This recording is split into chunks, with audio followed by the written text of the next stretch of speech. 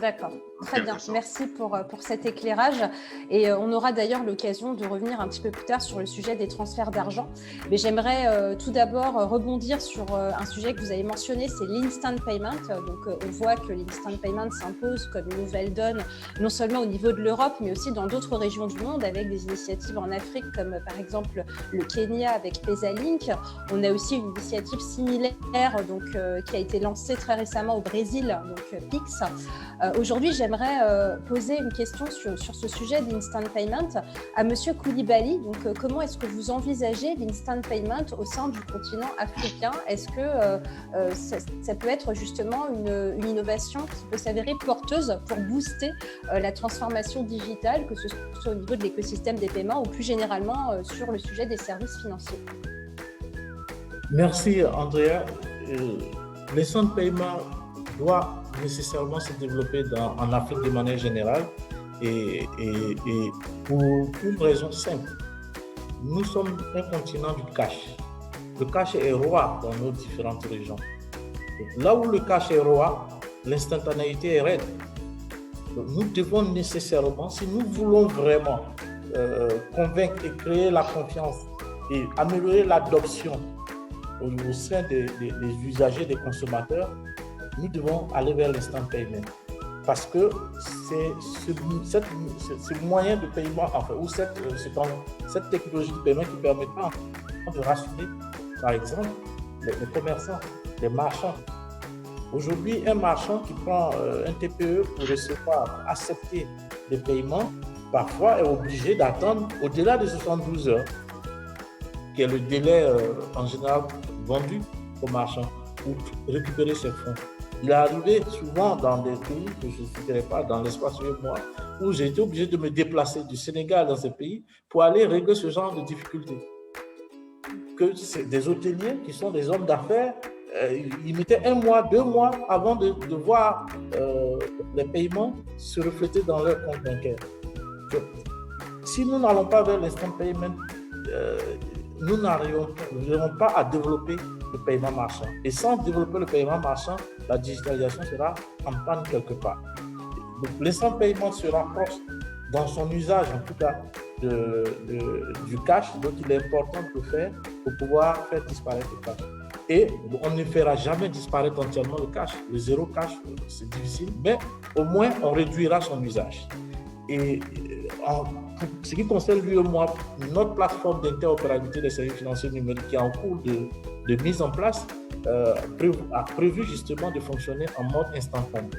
Donc, ce qui permettra facilement tous les paiements qui se feront en mode USSD, qui se feront par le mobile ou par le QR code seront des paiements instantanés. Et nous comptons énormément développer le paiement instantané dans la région parce qu'une fois que la plateforme sera opérationnelle, il y aura un cadre mis en place qui permettra aux différents participants de se doter des outils nécessaires pour pouvoir faire le paiement instantané.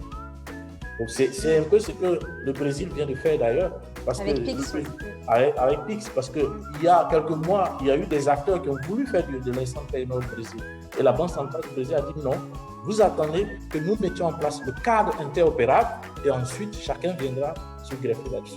Nous avons eu la même approche et c'est cette approche qui est en cours de mise en œuvre. Et c'est exactement la même chose que nous avons présenté aux différents réseaux internationaux lorsque ces réseaux ont voulu introduire en avance le QR code. C'est-à-dire, nous ne voulons pas de boucles de QR code, différentes boucles de QR code. Nous voulons simplement qu'il y ait un cadre d'abord d'interopérabilité et ensuite vous viendrez pour proposer vos solutions au marché et que le meilleur gagne. Mais nous souhaitons qu'à chaque fois que vous présentez une solution, vous mettez à l'idée que le marché, ce n'est pas un pays, c'est les 8 pays. Et c'est 120 millions d'habitants. Voilà l'approche que nous avons. Donc l'instant paiement est nécessaire et parce que dans son usage, il se rapproche beaucoup du cash. Très bien. Merci beaucoup pour ce point de vue. J'aimerais maintenant qu'on aborde le sujet des transferts d'argent. Donc, on l'a bien senti avec Monsieur Mbozo, c'est aussi un sujet majeur pour justement l'accélération de la transformation digitale sur la partie moyen de paiement en Afrique, et c'est aussi un enjeu en termes d'interbancarité. Donc, j'aimerais me tourner vers Monsieur Nassiri pour avoir un petit peu votre analyse sur la façon dont les transferts d'argent évoluent sous l'impulsion de la transformation digitale en Afrique, et justement avoir aussi votre regard sur les transferts d'argent comme asset ou enjeu sur la partie interbancarité en Afrique. Tout à fait. Donc, on sait tous que donc, la diaspora africaine ou nord-africaine transfère énormément d'argent donc, vers les pays, donc vers les familles, ou pour constituer une épargne dans le pays. Et aujourd'hui, on a les grands acteurs que vous connaissez, qui ont été cités tout à l'heure, qui se sont qui pendant plusieurs années ont largement profité donc de ce business. On pensait que cette année, avec le Covid, il y aurait un ralentissement des transferts vers nos pays, ce qui n'a pas été le cas. On a noté des croissances des volumes transférés depuis l'Europe ou depuis les pays du Golfe vers nos différents pays. Donc, c'est un marché en tout cas qui est résilient, en tout cas qui a résisté aux crises précédentes et à celle-là. Et on a vu surtout les grands acteurs donc, aller vers des solutions donc, applicatives, donc, pour que les gens puissent se doter d'applications pour recevoir les paiements. Donc, au Maroc, on a un cadre qui borde cette activité. Donc, tous les corridors internationaux qui sont gérés par ces grandes institutions permettent justement soit de récupérer son argent en cash auprès donc des établissements de paiement qui sont agréés, et donc qui doivent être compliant par rapport à toutes les contraintes de conformité lab et financement du terrorisme. Et ce que l'on voit de plus en plus, c'est vraiment une demande très très forte, à la fois de ces établissements de paiement donc, qui souhaitent équiper les bénéficiaires avec les wallets mobiles, donc avoir un corridor qui permet de transférer depuis l'Europe vers un wallet mobile. Et on l'a vu notamment avec tous les telcos qui ont eu leur agrément d'établissement de paiement ici au Maroc. Ils ont tous ouvert des partenariats avec les grands fournisseurs de remittance pour pouvoir recevoir directement sur les wallets mobiles ces transferts internationaux. Il faut savoir que avec le paiement mobile donc, qui a été introduit au Maroc, on a senti que ceux qui étaient les plus menacés en tout cas par ces nouveaux instruments, c'était les opérateurs de transfert d'argent donc en premier lieu, donc ceux qui font les transferts nationaux, parce que le paiement mobile allait remplacer ou en tout cas cannibaliser peut-être une partie de leur business. Et le deuxième volet, ce sont bien sûr les remittances, donc tous les transferts internationaux qui étaient auparavant servis en cash, mais qui étaient aussi servis sur des cartes. Donc il y a des opérateurs qui permettaient donc de recevoir directement sur une carte et aller retirer son argent auprès d'un guichet automatique ou aller payer chez un commerçant. Et ce que l'on voit de plus en plus, c'est vraiment ces opérateurs donc, qui réceptionnent ces transferts, proposer donc la réception directement sur un wallet mobile. Et on voit bien qu'il y a un risque de disruption de ces grands fournisseurs de transferts internationaux, et on peut donc à partir d'un wallet ou à partir d'une carte étrangère transférer directement sur un wallet mobile marocain. Donc il y a vraiment un risque de contournement de ces grandes institutions, et elles l'ont senti. Elles ont toutes développé d'ailleurs des solutions qui permettent de transférer d'un bout à l'autre ces montants-là. Donc il y a un réel enjeu aujourd'hui, il y a une réelle menace pour ces grands opérateurs, et donc ils rentrent aussi dans ces écosystèmes de paiement mobile. Et je ne serais pas surpris de voir donc ces opérateurs prendre des participations ou carrément ouvrir leurs propres opérateurs dans les régions, justement, ce que c'était tout à l'heure Valentin, donc dans les régions où il y a beaucoup de transferts, où il y a un marché un peu plus grand et des pays donc où il y a plusieurs pays à servir. Il y a peut-être des opérateurs qui sont en train de penser à s'installer de manière pérenne et à avoir leur propre, c'est-à-dire de pouvoir maîtriser le process de bout en bout, depuis l'émission jusqu'à la délivrance du cash ou la délivrance de l'argent sur un wallet mobile. Il y a des mouvements dans ce sens. et les grands schemes internationaux que sont Visa, Mastercard, dans une moindre mesure UnionPay, utilisent largement leur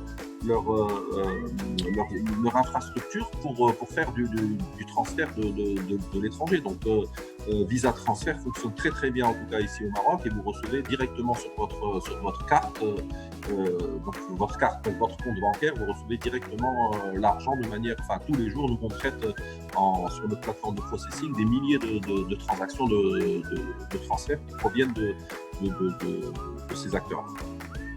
Très bien, merci pour cet éclairage. Et avant de passer aux questions des différents participants, j'aimerais adresser une dernière interrogation à deux speakers, messieurs Betayeb et Mbozo. Si on se tourne un petit peu sur l'avenir et qu'on envisage en fait l'analyse prospective de l'évolution du marché des paiements dans un écosystème globalisé, on voit qu'à l'échelle internationale, on a vraiment des mouvements vers le sujet du cross-border. Donc, on a par exemple des acteurs américains et asiatiques, notamment des acteurs de l'Internet qui sont résolument positionnés dans une stratégie pour adresser l'écosystème globalisé sans distinction de frontières. On a l'Europe qui est en train de se structurer avec cette initiative EPI qui s'inscrit dans la suite logique des travaux sur l'Europe des paiements et qui a également pour objectif à plus long terme le cross-border, donc la volonté d'exporter le modèle européen dans un écosystème globalisé. Et j'aimerais maintenant me pencher sur le sujet de l'Afrique où en fait on a vraiment une richesse qui découle de cette diversité. On a des zones qui sont plutôt axées sur la transformation digitale comme on peut l'observer par exemple dans d'autres régions du monde. On a des zones qui sont un petit peu plus porteuses de modèles alternatifs et on a aussi des pays qui se distinguent par leur économie spécifique ou encore par des modèles qui sont résolument axés sur l'international. Je pense par exemple à l'Angola ou encore à l'Afrique du Sud. Alors messieurs Betayeb et Mbozo, comment est-ce que l'Afrique peut tirer parti de cette diversité pour justement s'installer dans une logique un peu plus cross-border et adresser ainsi l'écosystème globalisé? En quoi finalement cette diversité peut être une richesse pour l'évolution de l'Afrique au sein de l'écosystème des paiements mondial? Qui veut démarrer? Oui, allez-y monsieur Betayeb. Je voudrais tout d'abord attirer votre attention que dans ce modèle ouvert, il y a quand même deux contraintes, deux obstacles. La première, c'est les réglementations d'échange de chaque pays, qui pourraient constituer un handicap dans les relations transfrontalières. Autre chose très importante aussi, comme l'a dit tout à l'heure M. Michael, ce sont les schemes internationaux. Aujourd'hui, on est tous conscients que les schemes internationaux tels que Visa et Mastercard sont conscients de ces enjeux-là et essayent un petit peu de contourner la perte, je dirais, de marché qui existe avec ces systèmes ouverts-là et en resserrant la corde autour des coûts des switches nationaux, notamment africains. Si on arrive quand même à se démarquer de ces deux aspects-là, effectivement, je pense personnellement qu'on peut profiter de ces ouvertures-là. D'accord ? Très bien, merci pour cet éclairage. Monsieur Mbozo, qu'avez-vous à partager sur cette question ? Infiniment merci de me redonner la parole. Je pense que j'aborderai la chose dans le même sens que Khaled. Je commencerai par les schemes internationaux, qui effectivement c'est un problème de concurrence. J'en avais déjà touché un mot, mais je ne voulais pas venir à la conférence étaler les difficultés en question. Les processeurs régionaux, nationaux, comme Monétique, Tunisie, CMI, JMUMOA, etc., ont beaucoup rogné dans les parts de marché où les internationaux étaient rois. Et effectivement, désormais, face à cette concurrence, ils se retournent pour essayer de mailler à nouveau la chose autrement. C'est ainsi que, par exemple, dans notre zone, nous avons eu une approche dans des schemes internationaux qui voulaient créer un area net, donc difficile à expliquer, pour pouvoir contourner cette concurrence ou bien cette perte de marché. Et fort heureusement, les solutions les plus demandées, et là c'est ce que j'ajouterais par rapport à la concurrence en question, c'est que les solutions les plus demandées désormais, il y a un besoin de local, il y a un besoin de solutions locales. C'est vrai que les internationaux, pas seulement ceux-là, même les autres qui font dans le paiement, PayPal, etc. Et maintenant, que sais-je, Facebook qui veut faire des choses, WhatsApp, etc. Les gens veulent bien, mais le premier besoin, le plus grand besoin, et peut-être que la Covid est venu renforcer ça, c'est des petites solutions locales et immédiates et qui sont compréhensibles par tous. Donc ça, pour freiner ça. Et le volet aussi dont il a parlé là sur la réglementation sur l'échange. Dans notre zone, par exemple, il y avait un très grand besoin de contrôler l'échange. On a constaté que près de la moitié du PNB s'en allait et on ne savait pas comment ils sortaient des lieux sans que la banque centrale ne soit au courant. Et ce n'est pas tout.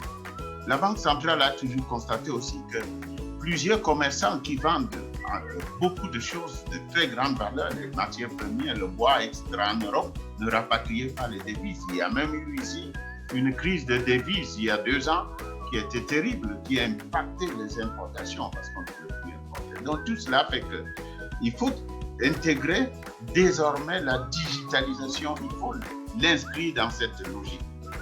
Si vous n'inscrivez pas la digitalisation dans cette logique, elle ne pourra pas prospérer. Je profite là pour dire que l'instant payment est déjà dans JMAC Pay, hein, donc j'aborde dans le sens de Minaena que l'instant payment, c'est l'avenir des solutions qui peuvent faire oublier, parce que d'habitude, les gens dans nos contrées, quand ils avaient des espèces trébuchantes, ils les mettaient dans la poche de leur chemise blanche, la poche pour que chacun envoie. Donc, il faut quelque chose, il y a des choses là-dessus. Et j'attire aussi l'attention sur le QR code. Nous avons dans JMAC Pay, il y a le QR code. Mais, je ne sais pas, Andrea, les gens veulent, je ne sais pas pourquoi ils deviennent comme cela, ils veulent aussi un peu du local. Ils veulent des choses qui leur ressemblent, qui épousent.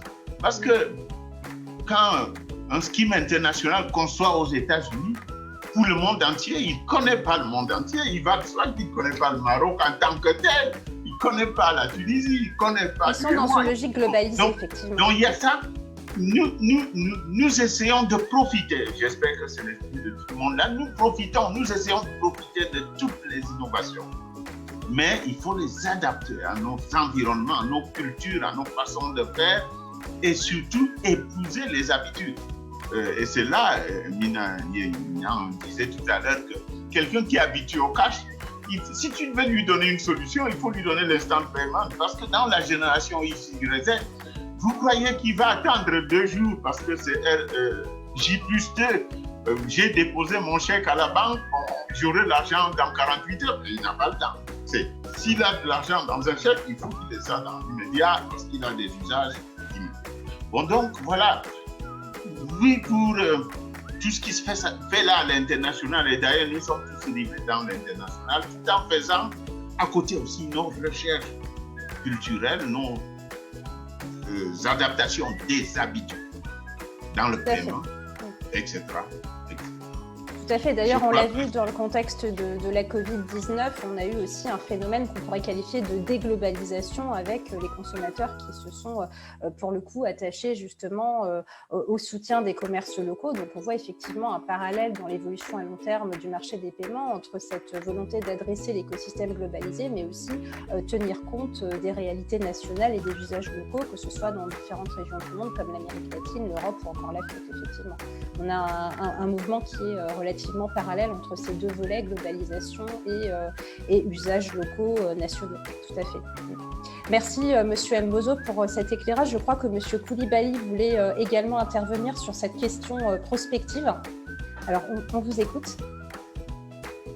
Est-ce que vous pourriez activer votre micro, s'il vous plaît, parce qu'on ne vous entend pas? Merci. Merci, Andrea. Ce que je voulais dire sur ce point concernant les réseaux internationaux, c'est que ils sont déjà là. Donc, nous ne pouvons pas les mettre dehors.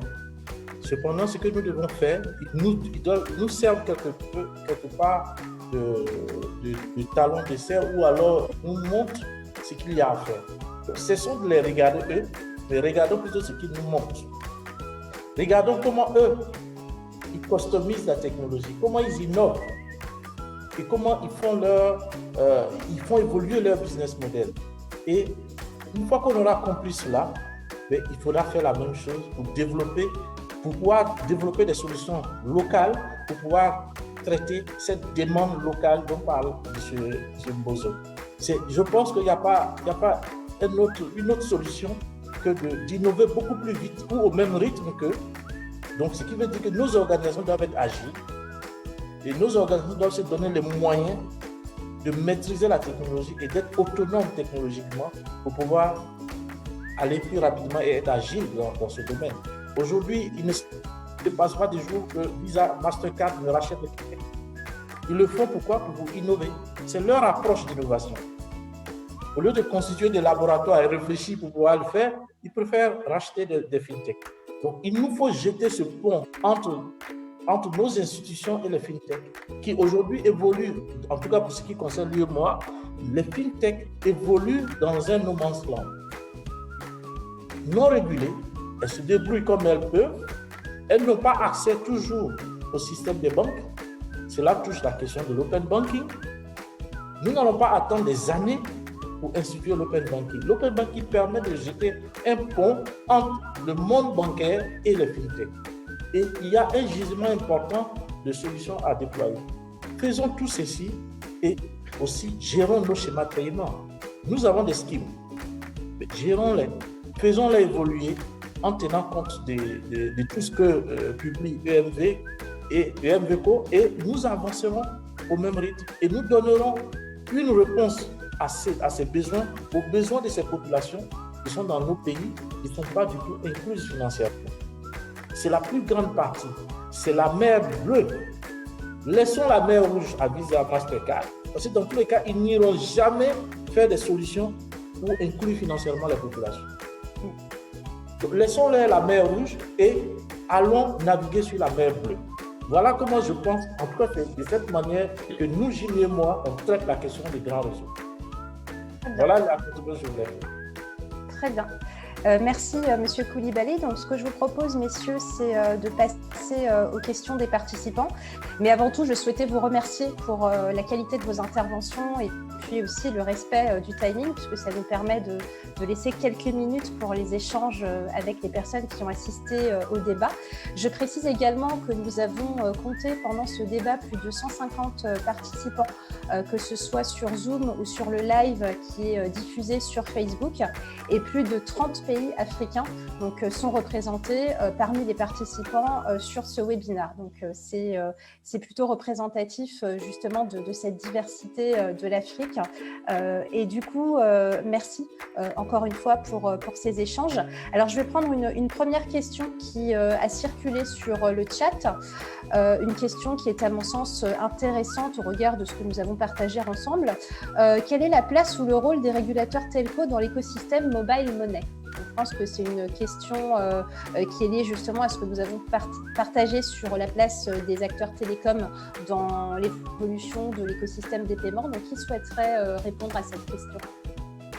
Alors, si vous permettez, moi, je voudrais répondre. Donc, pour parler de ce qui a été fait au Maroc, donc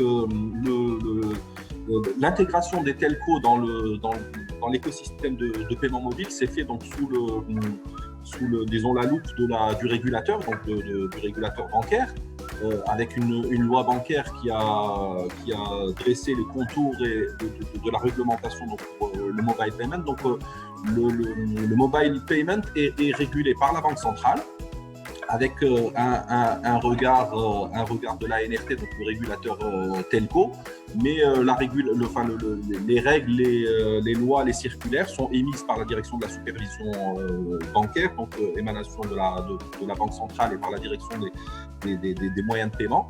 Et donc c'est eux qui ont construit toute la réglementation autour des paiements mobiles. Donc le rôle des régulateurs telco, à mon sens, c'est de réguler les aspects telco, et tout ce qui concerne les paiements, les flux financiers revient au régulateur bancaire. C'est lui qui délivre d'ailleurs les agréments pour les établissements de paiement, qui suit et qui supervise cette activité. Donc je pense que voilà, il y a une bonne séparation et un bon partage des rôles des uns et des autres, et je pense que c'est très bien comme ça. Quand on regarde un peu l'expérience africaine, il n'y avait pas de régulation, où les telcos se sont introduits donc dans ce marché-là en faisant un peu ce qu'elles voulaient, donc sans trop de contraintes. On se félicite d'avoir quand même un cadre qui borde ces activités pour éviter toutes sortes de dérives et pour éviter toutes les problématiques qu'on a pu voir sur certains pays. Très bien, merci pour cette réponse. Alors, une question maintenant sur le sujet de l'interbancarité. Toujours sur le chat, bonjour, la multiplicité des organismes est-elle pertinente entre UMOA, JIMAC, CMI, etc. Car on voit que le marché est réduit en termes de population. Il faudrait un regroupement sous un seul organisme, par exemple sous l'égide du Maroc, qui est assez avancé dans la monétique. Ces divisions semblent bloquantes. Qu'en pensez-vous? Alors, qui souhaite réagir sur cette question?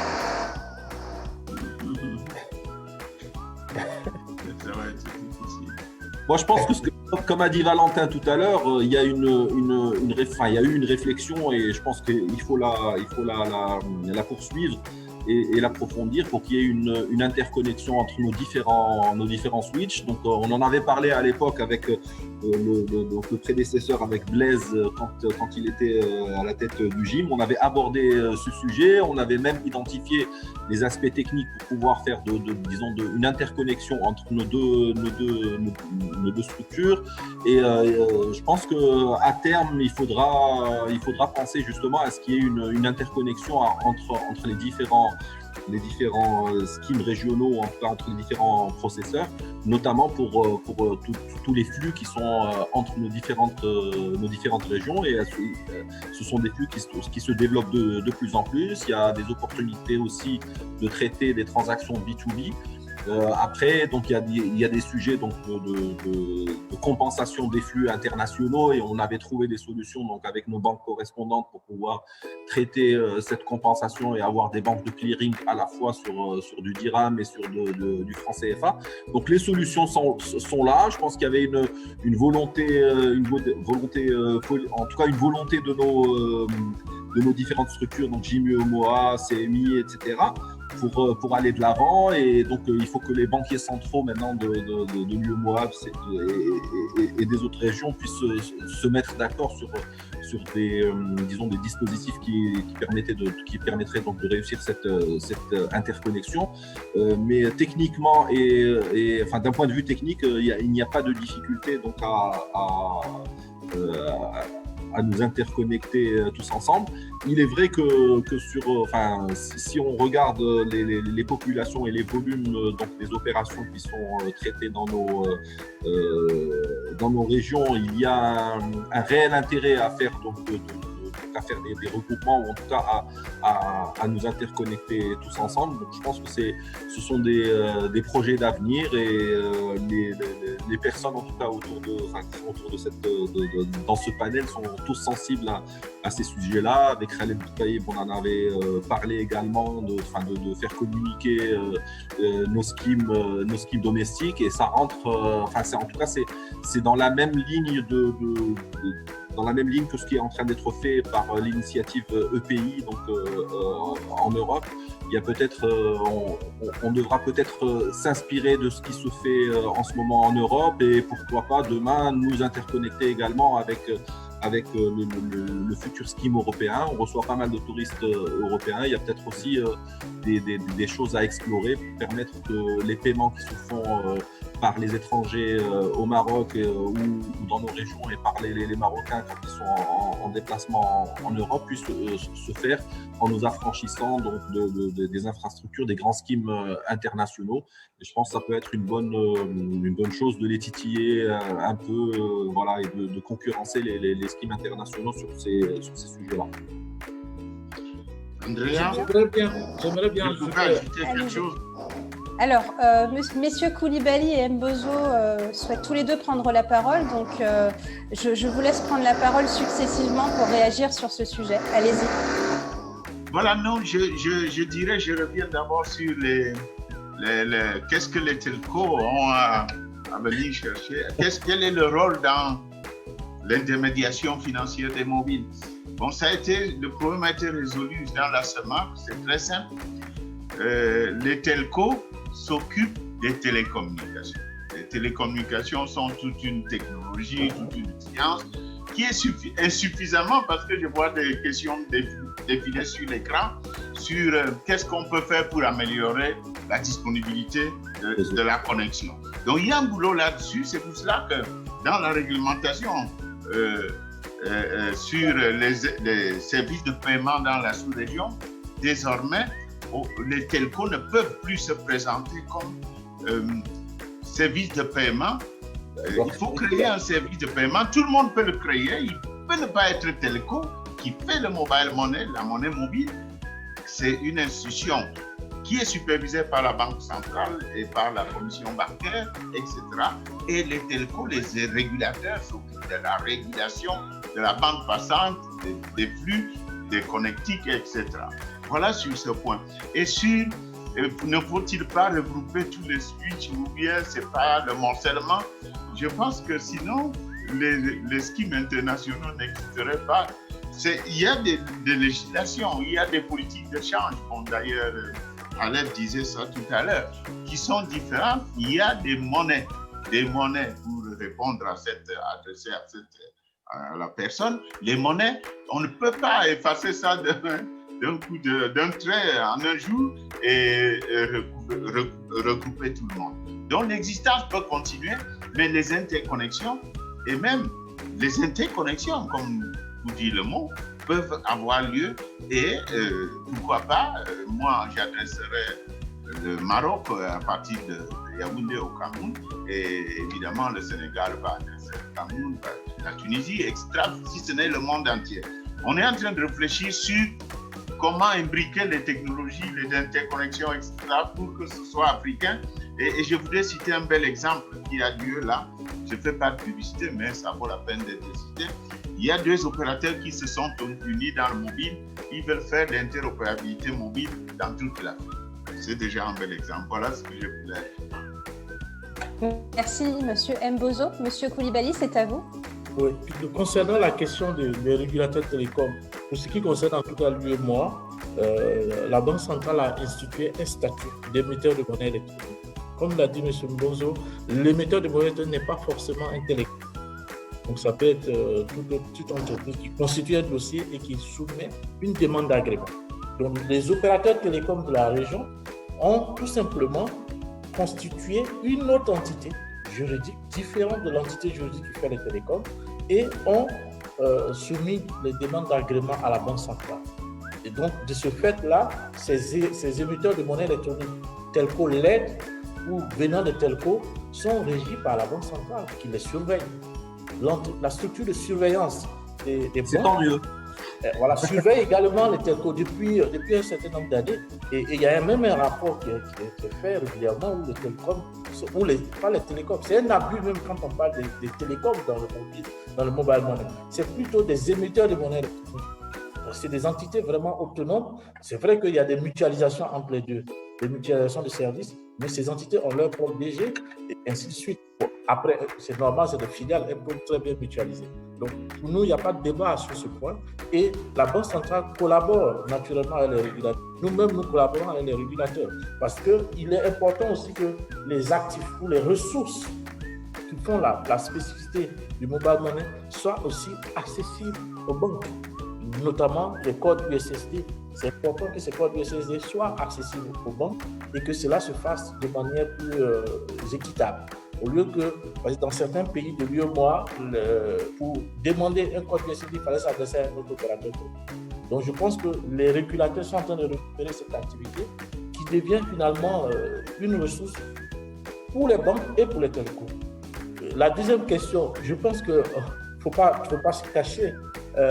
On ne peut pas, les switches qui existent ne peuvent pas se mettre sous l'égide du Maroc. On n'a rien contre le Maroc, bien sûr, mais on ne peut pas nous mettre sous l'égide du Maroc. Ça ne se fait pas. Il n'y a pas de volonté, je vous rassure. C'est la question à dire. Tellement marocain. On est dans un contexte où la souveraineté est devenue règne, parce qu'on voit bien l'initiative EPI, ce n'est rien d'autre qu'une initiative de souveraineté dans le pays. Donc ça veut dire que nos schémas de paiement que nous avons, nous devons les promouvoir. Ce qu'il faudra faire par contre, et ça on peut le faire dès demain, c'est de travailler à signer des accords d'acceptation réciproque. Nous avons eu des échanges cette année 2020 avec Verve, qui est le schéma de paiement qui appartient à des Switch. Et peut-être que si, là nous sommes au stade de NDIR, nous allons probablement faire une acceptation réciproque. Et il est important de promouvoir les schémas de paiement régionaux ou domestiques avec tous les autres schémas de paiement africains, parce qu'in fine, à la fin, nous arriverons à ce que l'Europe veut faire. On l'a fait dans l'UEMOA pour 8 pays depuis 2003. Tout à fait. On l'a fait pour 8 pays. Le GIMAC l'a fait également pour 6 pays. Donc je pense que sur ce terrain, l'Europe a beaucoup à apprendre de nous. Mais n'attendons pas, ne dormons pas sur nos lauriers. Il faut qu'on développe davantage ces schémas de paiement en permettant que les porteurs de cartes issues de ces schémas de paiement puissent faire les mêmes transactions qu'avec une carte Visa. Ne comptons pas sur Visa ou Mastercard ou Union Pay quand il s'agit d'aller hors de nos zones. C'est là, je pense, l'enjeu véritable.